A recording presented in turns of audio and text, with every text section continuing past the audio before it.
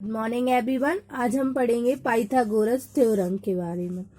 This theorem is named after an eminent Greek philosopher and mathematician Pythagoras. He gave a wonderful relation between the length of the side of right angle triangle.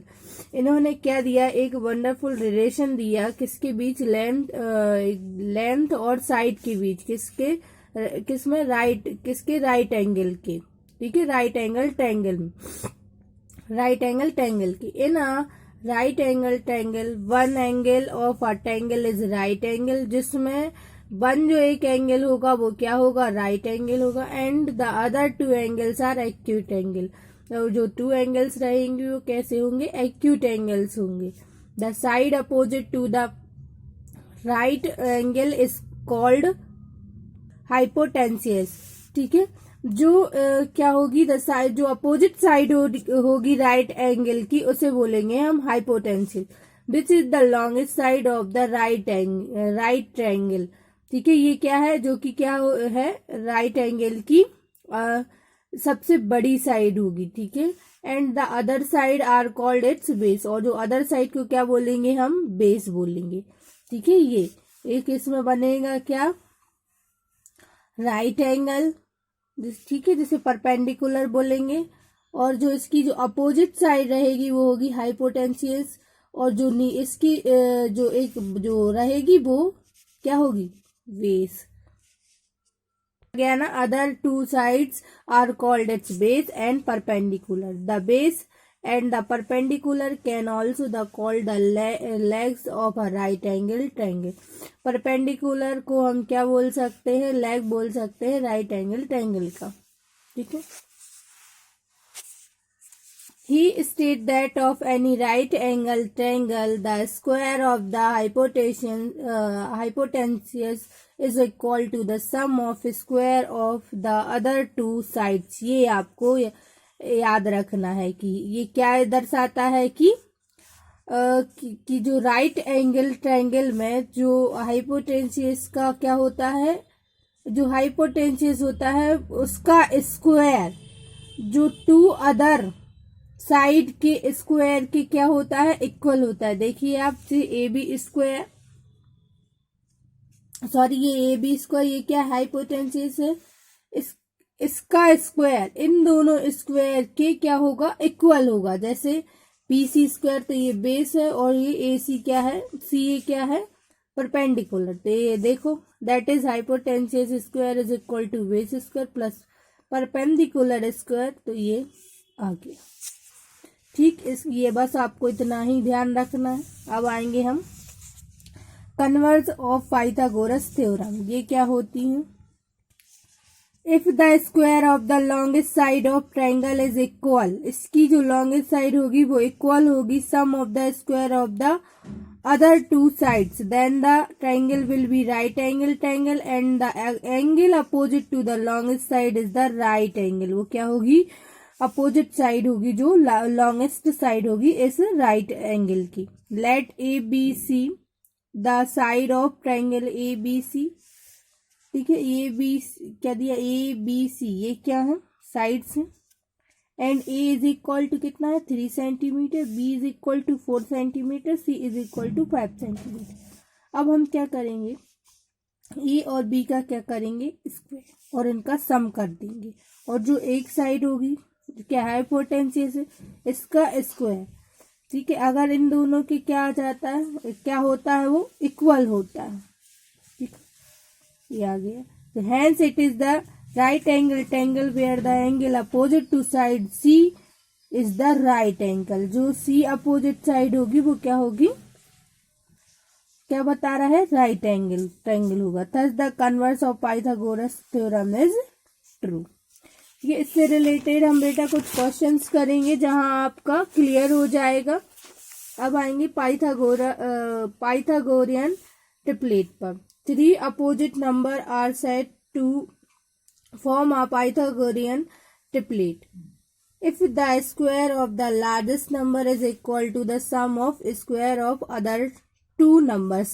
क्या 3 positive number को हम क्या कह सकते हैं, Pythagorean triplet बना सकते हैं उनके, और कह सकते हैं इफ यदि वो इनके स्क्वायर लार्जेस्ट नंबर का स्क्वायर इक्वल हो किसके, टू अदर नंबर के स्क्वायर के। ठीक है, ये हम क्वेश्चंस में देखे, जैसे देखिए 3, 4, 5। ठीक है, हम इसका क्या करेंगे, लार्जेस्ट नंबर का स्क्वायर करेंगे। ठीक है, कितना होता है, 5 जा 25, 3 3 जा 9, 4 4 जा 16, इन दोनों को प्लस करेंगे कितना आएगा, 25। ठीक, ये बन जाएगा, इक्वल आ जाए तो क्या बन जाता है, ट्रिपलेट। ठीक है, अब आएंगे हम एक्सरसाइज पर 11.4। The side of a triangle are given below. Determine which of them are the side of the right triangle. हमें बताना है कि ये हमें जो दिए गए हैं, नीचे साइड दी गई है ट्रायंगल की, हमें बताना है कि इनमें जो साइड दी गई हैं वो राइट ट्रायंगल्स की हैं या नहीं है।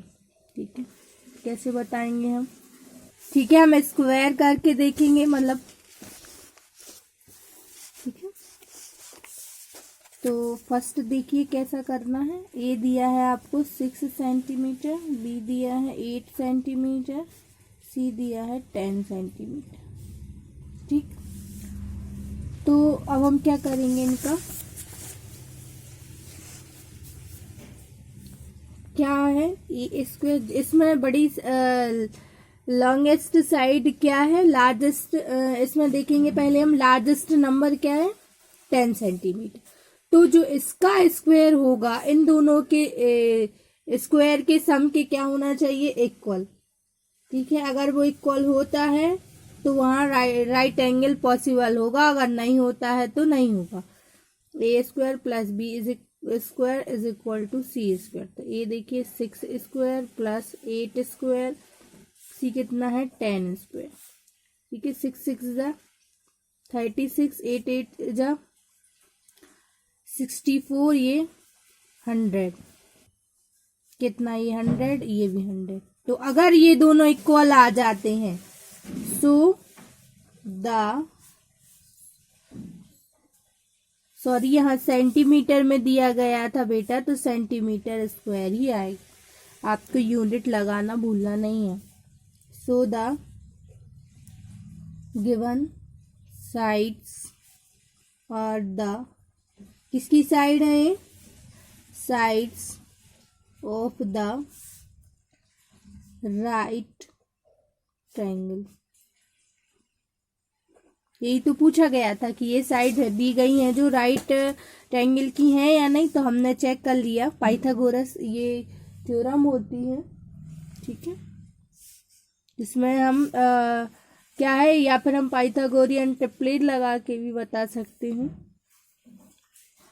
ठीक, तो ये हो गया, ये आपको करना है। सेकंड देखेंगे, P Q R is a right angle triangle eight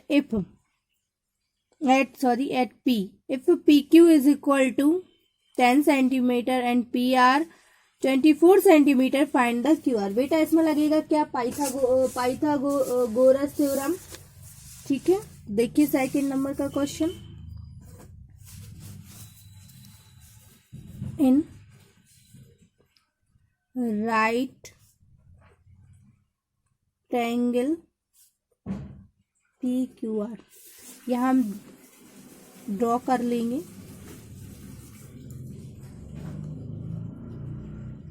ठीक, ये हो गया। अब इसको हमने कोई नाम दे दिया PQ।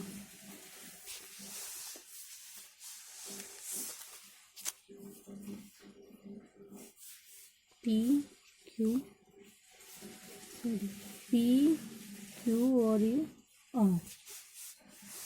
ठीक है, उन्होंने हमें दी है, एक साइड दी है 10 सेंटीमीटर, एक दी है PQ कितनी दी है 10 सेंटीमीटर, और PR दी है 24 सेंटीमीटर। तो हमें QR की वैल्यू फाइंड आउट करनी है। ठीक है, तो PR कितनी दी है इन्होंने हमें, PQ दी है 10 सेंटीमीटर, ये दी गई है 24 सेंटीमीटर, ये हमें फाइंड आउट करना है। हम लगा देंगे Q R square plus P R square plus P Q square. ये कहाँ से आया? वाई पाइथागोरस थ्योरम से। तो पी क्यू यही फाइंड आउट करना है ना हमें। तो ये क्या होगा?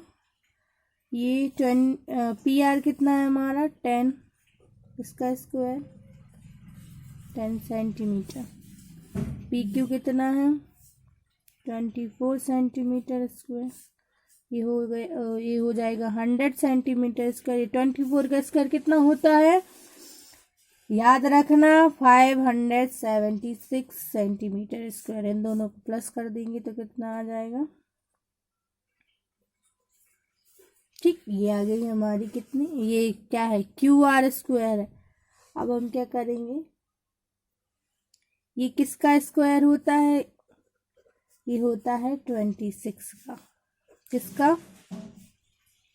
26 का। स्क्वायर से square cancel. Q R is equal to 26 centimetre. ये आपका आंसर आ गया। यही साइड हमसे पूछी गई है। ठीक है, ये बता दिया हमने। क्वेश्चन नंबर 3 जो कि क्या है, लॉन्ग है, तो वो हम करेंगे 11.4 हो जाने के बाद। इसको आप कोशिश करिएगा, अगर बन जाता है तो ठीक है, नहीं तो 11.4 कंप्लीट होने के बाद मैं इसको अलग से एक्सप्लेन करूंगी। ठीक है, इसमें वो बहुत सारी चीजें फाइंड आउट करना है। ठीक है, ठीक है, तो ये करेंगे हम नेक्स्ट वीडियो में। आते हैं हम क्वेश्चन नंबर 4 पर।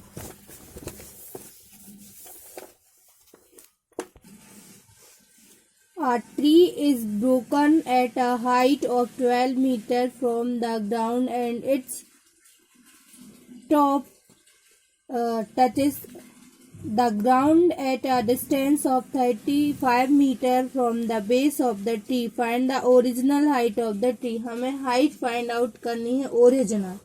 ठीक है, क्या बोला है? The tree is broken at height of 12 metre. ठीक है, उसकी क्या है 12 मीटर बची है उसकी कट जाने के बाद। तो हमें क्या करना पड़ेगा? लेट करेंगे हम, लेट द ट्री, पहले हम क्या करेंगे? एक डायग्राम बनाएंगे।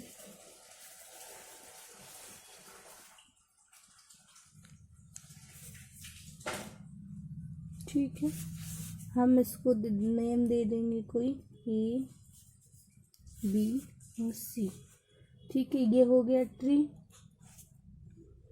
क्या बोला गया है कि वो इसकी डिस्टेंस क्या है 35 मीटर। ये बेस दिया है 35 सेंटीमीटर, हमें सॉरी मीटर में दिया है 35 मीटर, और ये कितना है 12 मीटर। लेकिन इसकी एक्चुअल हाइट ये थी, हमने इसको कोई नेम दे दिया D। क्या दे दिया? D नेम दे दिया। Sorry, let the tree AD। ठीक है, ट्री क्या हुआ? AD is broken at point, हमने लेट कर लिया कि वो B पॉइंट पर क्या हुआ होगा? ब्रोकन हुआ होगा। सच दैट, जो BC रहेगी वो क्या रहेगी? BD के इक्वल रहेगी।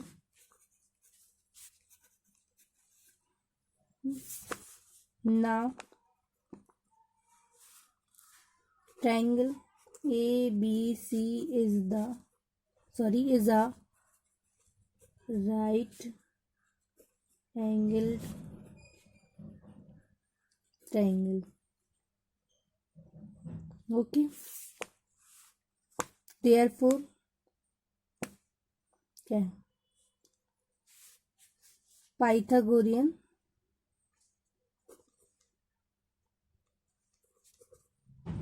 y therefore using the Pythagoras theorem